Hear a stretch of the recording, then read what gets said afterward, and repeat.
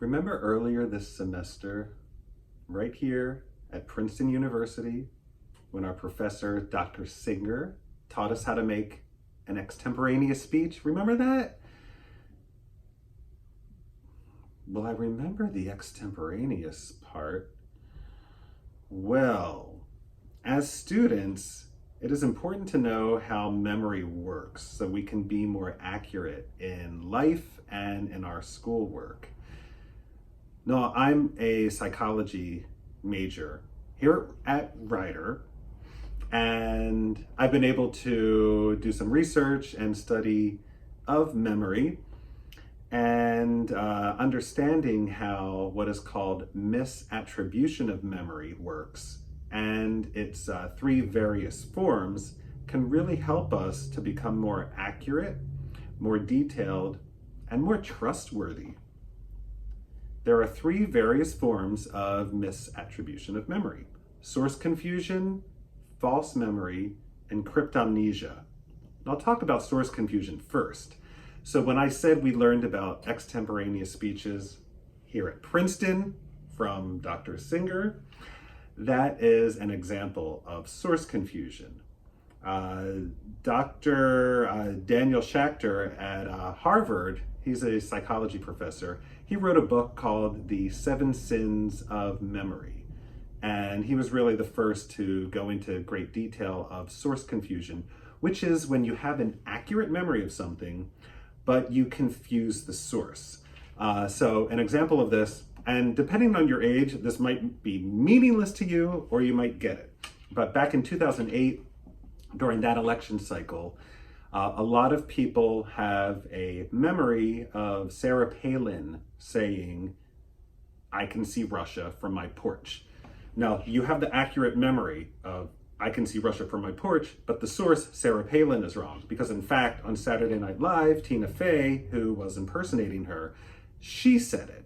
So that's source confusion.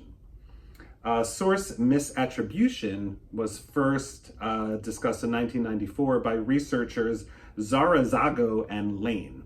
And they talked about eyewitness testimony and how sometimes you can really have some wonky memory issues. So for example, you may have witnessed something and then you hear a police officer say, "Well, that man had a gun." And then these folks are eyewitnesses and they didn't actually see the gun, but they developed this memory of seeing a person with a gun because they heard somebody else say that. So in a sense, it didn't really happen as far as they could see. Next in line is what is called false memory. And that is when something is recalled, but it either didn't happen at all or it didn't happen exactly how it was described. A leading researcher actually, Dr. Elizabeth Loftus, created this really cool experiment where a bunch of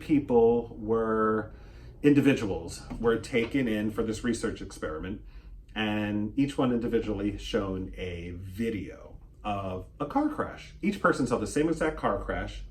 Afterwards, they were all individually interviewed, and for some of the participants, the interview question was, "Did you see any broken glass when the cars smashed?"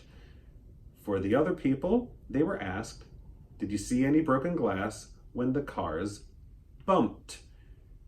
The people who heard the word smashed reported broken glass. The people who heard the word bumped reported no broken glass. Now again, they all watched the same video, and in fact, there was no broken glass.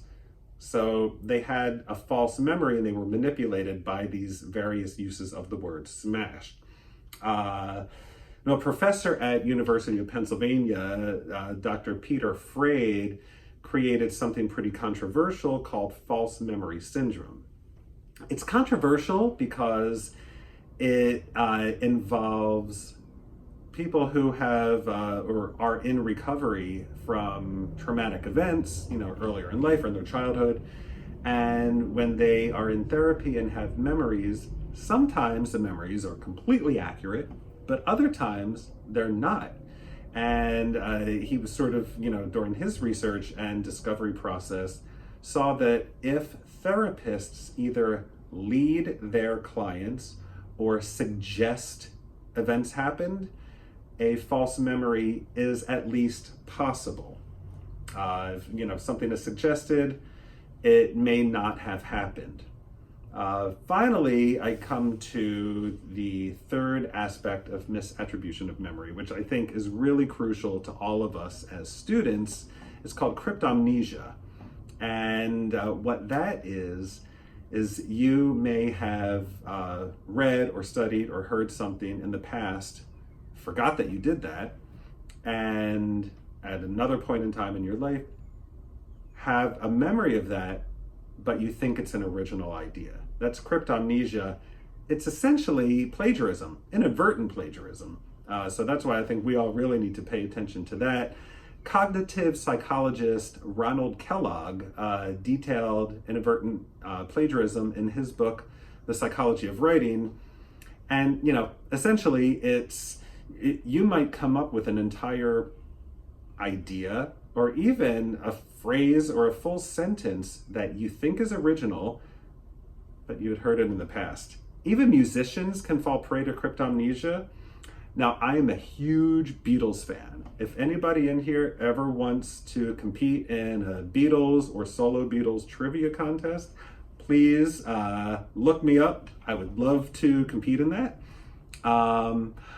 So one of the Beatles, after they broke up, George Harrison, had a huge hit with a song called My Sweet Lord. Unfortunately, a few years after it came out, the songwriters of a older group called the Cliftons sued him and said that he plagiarized their song, He's So Fine. So there's My Sweet Lord, and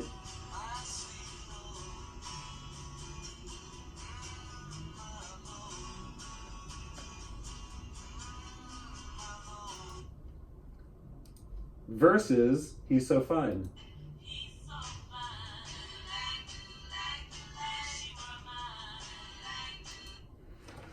So unfortunately, cryptomnesia bit George Harrison right in his wallet for probably millions of dollars. I don't really know, but I would imagine so.